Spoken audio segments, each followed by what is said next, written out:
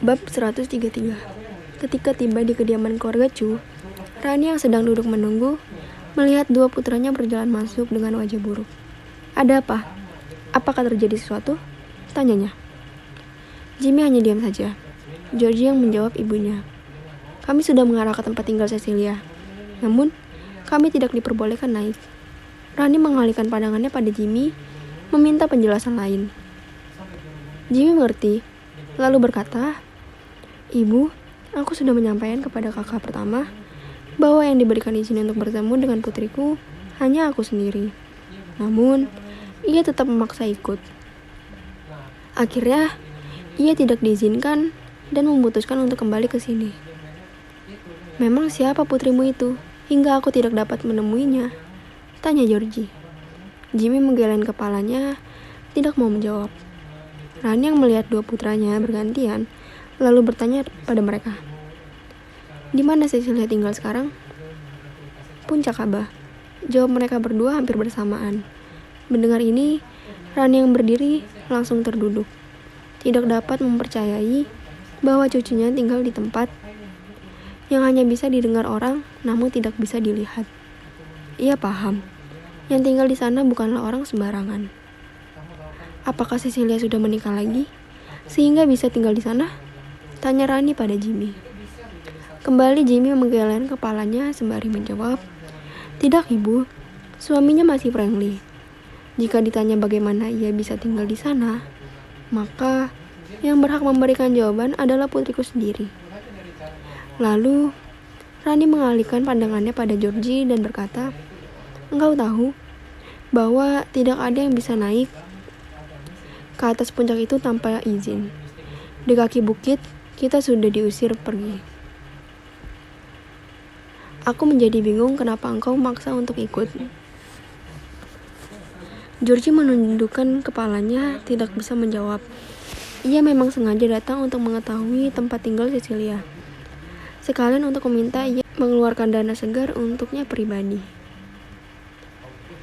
Rani pun memahami pikiran putranya itu. Pasti sudah dipengaruhi oleh putrinya Lydia Chu. Rani berkata ke Jimmy, "Chu, engkau pergilah sendiri ke sana," perintahnya. Jimmy menatap ibunya dan menjawab, "Ibu, kakak pertama, aku ingin mengatakan sesuatu sebelumnya. Putriku dan mertuanya sudah mengingatkan aku untuk tidak mengatakan di mana putriku tinggal. Sekarang, kalian berdua tahu, maka cukup kita yang tahu. Jika ada lagi yang tahu, maka keluarga Chu tidak ada lagi di dunia ini." Dering suara telepon di saku Jimmy terdengar nyaring.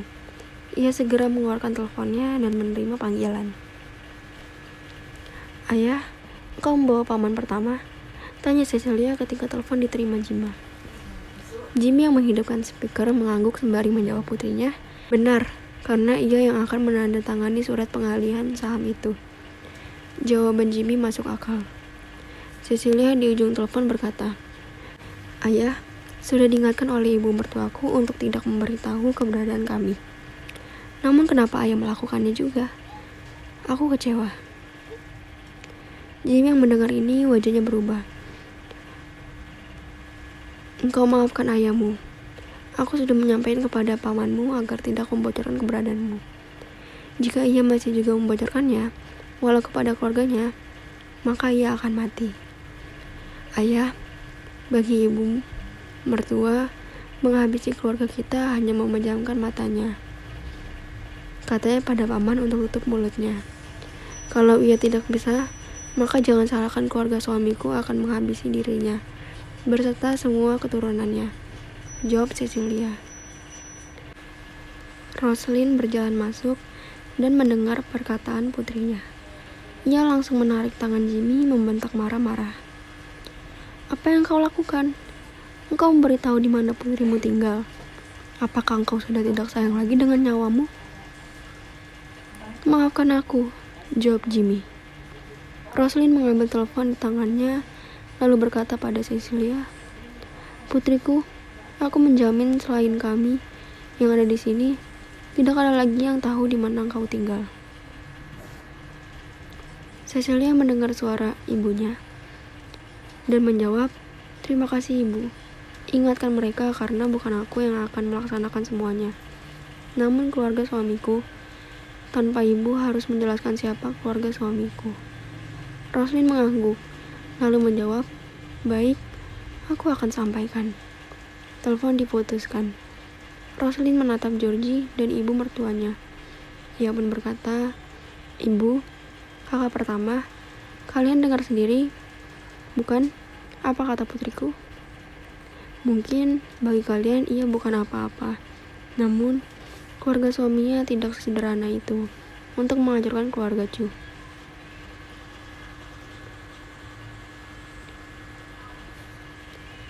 Hanya hitungan menit, yang terburuk semua, keluarga Chu hingga keturunan terakhirnya akan dimusnahkan jika kalian berdua berani membocorkan keberadaan putriku di puncak Ka'bah." Setelah mengatakan itu, Roslin menatap Georgie Chu. Georgie Chu tahu maksud dari Roslin, lalu berkata, "Aku bersumpah tidak akan membocorkan keberadaan putrimu." Rani sudah menebak siapa keluarga yang tinggal di puncak Ka'bah itu. Ditambah Margali pada suami Cecilia, tidak sulit untuk menebak siapa keluarga di atas sana. Keluarga Lee. Namun, yang bisa ditebak hanya sebatas itu. Jika Rani tahu siapa suami cucunya itu, mungkin ia akan gemetar karena bukan hanya keluarga Lee, tetapi pewaris tahta keluarga besar Lee di ibu kota. Kami tidak akan membicarakan hal ini pada orang luar. Namun, sekarang bagaimana nasib grup Chu? Tanya Rani. Roslin yang tidak mengetahui ada apa sebenarnya menatap Jimmy Chu suaminya. Jimmy yang tahu istrinya meminta penjelasan, maka menceritakan masalah yang terjadi di grup Chu. "Hanya putri kita yang bisa membantu," akhir dari penjelasan Jimmy. Roslin yang masih memegang telepon suaminya langsung menghubungi Cecilia kembali. "Iya ibu," sapa Cecilia. Roslin berkata, "Ibu baru mendengar cerita ayahmu tentang grup Chu. Ibu mohon engkau berilah kesempatan pada keluarga Chu untuk bertahan." Cecilia menjawab, "Ibu, aku sudah membahas bersama ibu mertuaku di sini. Maka Sinta dan Rianti yang akan mengurus semua. Jadi ayah tidak perlu datang ke rumah." Roslin menatap suaminya lalu menjawab telepon lagi. "Bagaimana ayahmu dapat bertemu Sinta dan Rianti?" tanyanya. "Mereka berdua dalam perjalanan ke kediaman keluarga Chu," jawab Cecilia. Roslin menjawab dengan senang, "Baiklah, kami akan menunggu." Lalu memutuskan teleponnya, mengembalikan telepon pada suaminya, sembari berkata, "Engkau berdoalah semoga kita masih bisa naik ke puncak Ka'bah untuk bertemu dengannya dan cucumu." Rani yang mendengar disebut nama Sinta bertanya, "Sinta yang dimaksud apakah Sinta San dari Donghai?" Roslin mengangguk sembari menjawab, "Benar ibu, ia Sinta San dari Donghai." "Apakah suami cucuku dari keluarga Lee?" tanya Rani mempertegas dugaannya. Saat itu jawaban terdengar dari pintu masuk. "Benar, bukan hanya keluarga Lee biasa, tapi pewaris tahta keluarga besar Lee."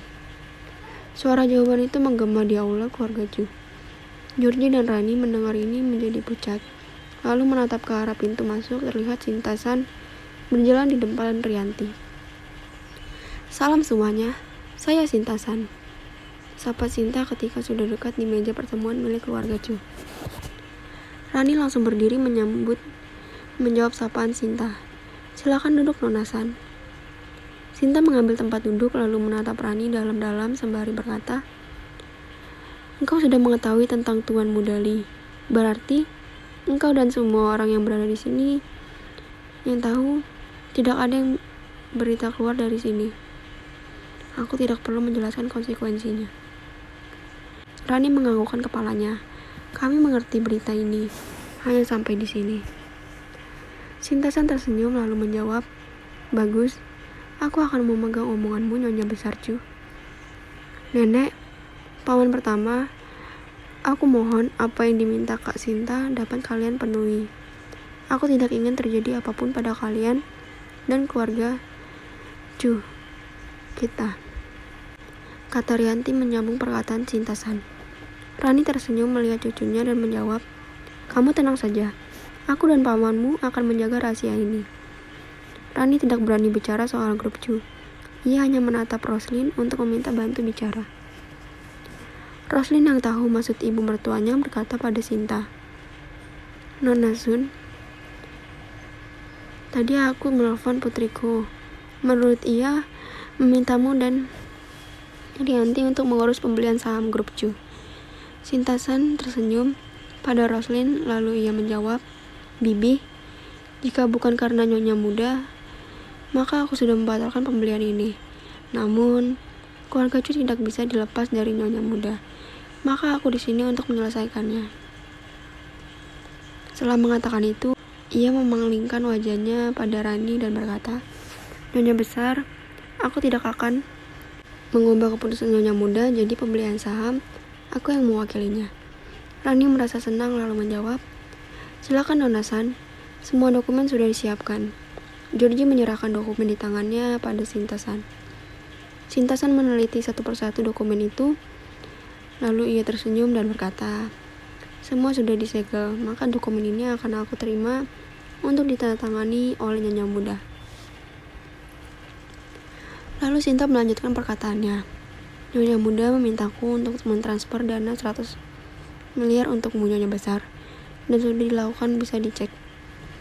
Rani membuka aplikasi teleponnya sebentar. Kemudian ia tersenyum sembari menjawab, "Dananya sudah masuk." "Dana apakah ini, kalau aku boleh tahu?" tanyanya. Sinta-san menjawab, "Menurut kesepakatan, tidak ada dana yang keluar dari pembelian ini. Namun Nyonya Muda tahu kebutuhanmu dan keluarga. Maka ia memerintahkan ini." Rani mengangguk mengerti dan menjawab, "Sampaikan terima kasihku pada cucuku." Sinta mengangguk. Ia pun berkata, "Akan aku sampaikan. Dan mulai hari ini, aku akan menyelesaikan masalah di bank. Besok, semua struktur di grup Cu akan berubah." Georgie diam saja. Ia tahu sejak pembelian ini resmi, maka mereka, keluarga Cu, tidak akan ada hak untuk menentukan posisi puncak di manajemen. Sinta-san berkata pada Rani, "Nyonya besar, aku pikir sudah cukup karena aku harus ke bank dan mengurus urusan lain. Aku pamit." Rani ikut berdiri dan menjawab, "Silakan Nona San." Sinta-san dan Rianti berjalan keluar dan berhenti ketika Roslin memanggilnya. "Bagaimana kabar putriku dan cucuku?" tanyanya pada Sinta. Sinta-san menjawab, "Mereka baik-baik saja, Bibi. Engkau pergilah ke rumah untuk menemani mereka." Roslin mengangguk. "Mungkin di akhir minggu besok kami akan pergi ke sana." Rianti yang berkata, "Bibi, bawalah makanan yang kakak suka." Roslin mengangguk. Mereka berdua pergi. Ruangan menjadi sunyi. Roslin kembali duduk di kursi. "Kenapa kalian berdua tidak menceritakan padaku tentang Cecilia dan siapa suaminya?" tanya Rani. Roslin menjawab, "Ibu, kami tidak diperbolehkan untuk menceritakannya bagaimana kami berani melanggarnya. Karena ibu sudah tahu, maka di puncak Ka'bah tinggal juga Aditalu."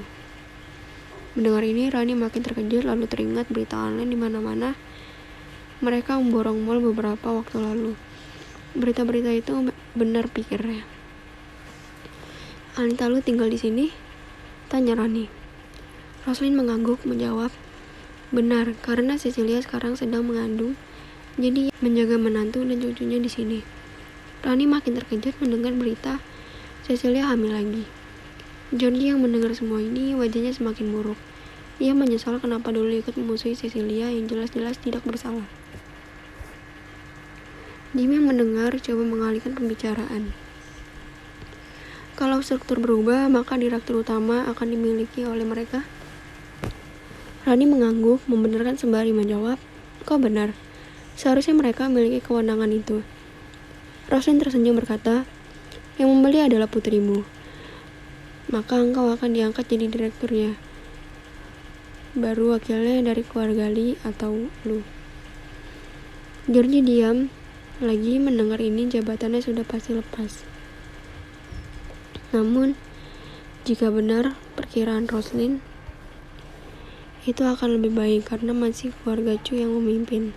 Rani tersenyum sedih, berkata, aku harap seperti itu, agar di mata orang keluarga Chu masih memimpin. Roslin berkata lagi, grup Chu bukan apa-apa bagi keluarga Lee. Mereka tidak akan memikirkan posisi teratas. Jadi kendali penuh ada di tangan putriku. Sedangkan kalian tahu bagaimana putriku mencintai keluarga ini, maka posisi direktur tetap akan dijabat oleh keluarga Chu. Lalu Rose melanjutkan, perkiraanku anak-anak muda di Puncak Kaba, Lian Chen, Grace Lu, dan Rianti akan terlibat di perusahaan atau putriku akan mengambil para sahabatnya yang ditempatkan di sel advert. Mendengar sel advert, Rani bertanya, bukankah perusahaan itu sudah dijual oleh putrimu? Roslin mengangguk, benar, namun yang beli juga keluarga Lee. Hingga kini kepemilikan perusahaan masih 100% milik putriku. Keluarga Lee tidak berani merubah kepemilikannya, jadi putriku menunjuk sahabatnya sewaktu kuliah untuk menjalankan sel advert. Rani mulai memahami sejak dipegang oleh Lydia dan kembalinya Frank Lee, mereka keluarga Lee sudah mengambil alih semuanya.